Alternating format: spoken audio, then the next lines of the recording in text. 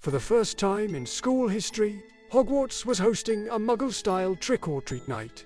It was a chilly October evening at Hogwarts, the kind of night where the moon hung low, the portraits whispered gossip, and the ghosts were unusually giddy. No one was quite sure who suggested it. Some said Professor Sprout, after a little too much pumpkin mead. Others blamed Fred and George, but the result was chaos wrapped in chocolate. The rules. Professor McGonagall naturally attempted order. She stood before the students dressed as Dumbledore, for Halloween costumes must remain tasteful. No cursed candy, and absolutely no Polyjuice impersonations of staff. The students nodded respectfully, while quietly preparing to ignore all three rules. The Great Hall had been transformed into a sugary battlefield. Dumbledore, wearing a wizard hat covered in blinking pumpkin lights, handed out full-size chocolate frogs, because of course he did. Snape sat at a lonely table in the corner, passing out steamed kale crisps to teach disappointment. Several first years immediately cried. Meanwhile, Hagrid proudly offered his latest rock cake pumpkin bites, which were, by most accounts, still mostly rock. One bite was heard echoing across the room like distant thunder. Ron Weasley was seen clutching his jaw, muttering something about dental insurance. Groups of students began wandering the candlelit corridors, knocking on classroom doors. At Professor Flitwick's room, students were greeted with fizzing sherbet fireworks that shot straight into the ceiling. At Professor Trelawney's tower, every candy came with a fortune cookie that read, "You will fail your next exam." Morale dropped instantly. And at Filch's office, students received detentions individually wrapped with ribbons. Even Harry, who'd fought Voldemort multiple times, whispered, "That's actually terrifying." Later, in the courtyard, the costume contest began. Hermione arrived, dressed as Logic and Reason. No one understood what that meant, but it looked expensive. Ron came as a broken wand, which was either clever or lazy. No one could decide. Luna Lovegood announced she was a crumple-horned snorkat, disguised as an accountant. And then Voldemort showed up, completely uninvited, announcing he was dressed as a functioning adult. It was unanimously agreed this was the scariest costume of the night. Even Snape applauded, albeit reluctantly. Down one corridor, Peeves, the poltergeist, had decorated what he called the haunted hallway.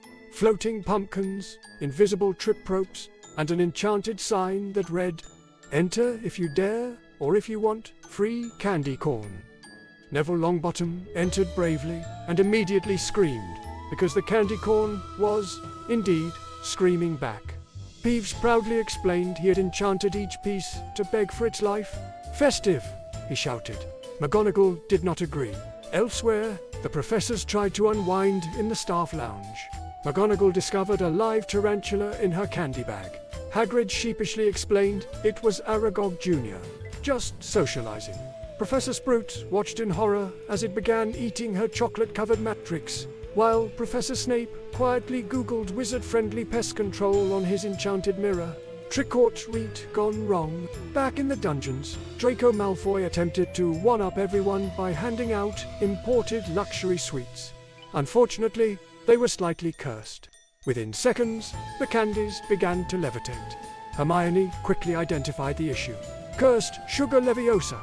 Half the students ducked as their candy bags hovered ominously above them. Ron shouted, "I knew the sweets would rise up one day." He was not wrong.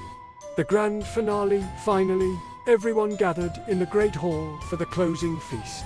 Pumpkin lights flickered, ghosts danced in the rafters. The tables groaned under piles of sweets and possibly sentient pastries. Dumbledore stood, raising his goblet, to another safe and sugary Halloween, he declared.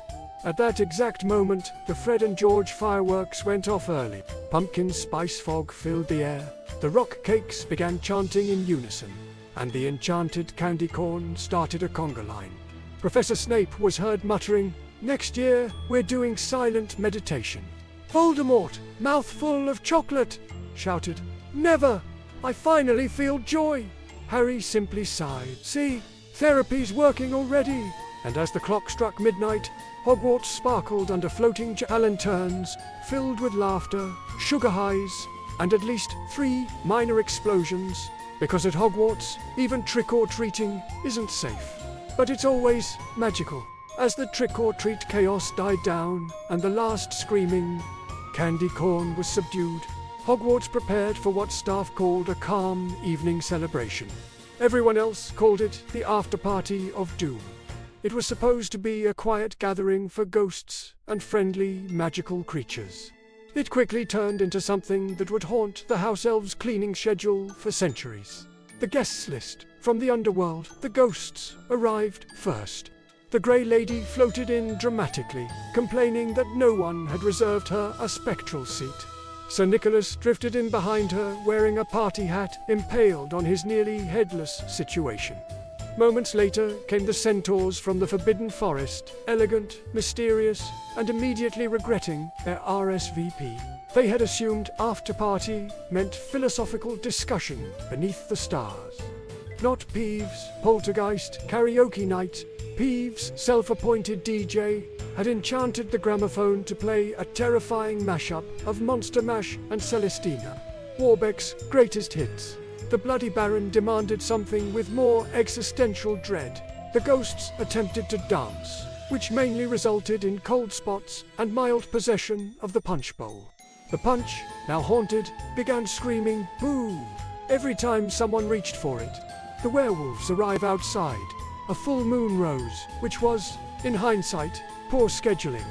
Lupin politely assured everyone he'd taken precautions. 3 seconds later, he sprinted through the door, mid-transformation, howling apologies. The band stopped. The centaurs galloped for higher ground, and Hagrid yelled, "Don't worry, he's just excited about the snacks." Speaking of snacks, Aragog's extended family had been invited for diversity.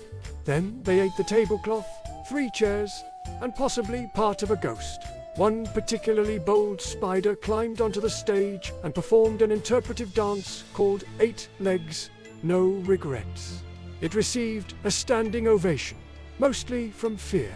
Meanwhile, in the corridor, someone, probably a Gryffindor, thought it would be funny to re-invite a mountain troll. It showed up wearing a party hat the size of a cauldron. It tried to bob for apples. The apples did not survive. Neither did the cauldron. Filch fainted. Twice, at precisely midnight, the doors burst open and a wave of icy air swept through the hall. The Dementors had arrived. Someone had accidentally sent them invitations scented with chocolate, which they apparently took as a serious commitment. They didn't speak, they just floated ominously to the dance floor and joined the conga line. Every step made the temperature drop 10 degrees. Students began freezing mid-boogie. To counteract this, the house elves rushed in, handing out emergency chocolate frogs. It was the most heroic act since the Battle of Hogwarts. At some point, someone, possibly Luna, possibly a poltergeist, decided the party needed more atmosphere. Dozens of jack-o'-lanterns were charmed to sing spooky ballads. They all chose different keys. The result sounded like 47 pumpkins in emotional distress. One pumpkin developed stage fright and exploded, and McGonagall stood frozen near the entrance, whispering, "I am too old for this." Snape had barricaded himself behind a table, using rock cakes as defensive projectiles. Hagrid was dancing with a troll.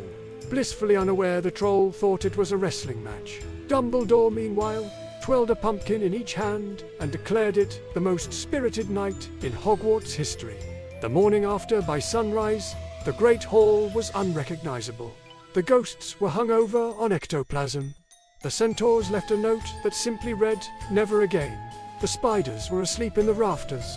The werewolves were snoring under the tables. And one Dementor was still hugging a piñata. Professor Sprout surveyed the wreckage, sighed, and said, "At least the plants enjoyed the humidity." And somewhere in the chaos, Voldemort's leftover therapy notes floated past, reading, "Try socializing more." Harry found them, looked around at the absolute destruction, and muttered, "Well, progress, I guess." And that was the Hogwarts Halloween after-party, a night of monsters, mayhem, and questionable decisions. No one remembered who started it. Everyone agreed it was worth it, because at Hogwarts, even the after-parties end with minor property damage and at least one existential crisis, but always with style. Like, comment, and subscribe for more Harry Potter silliness.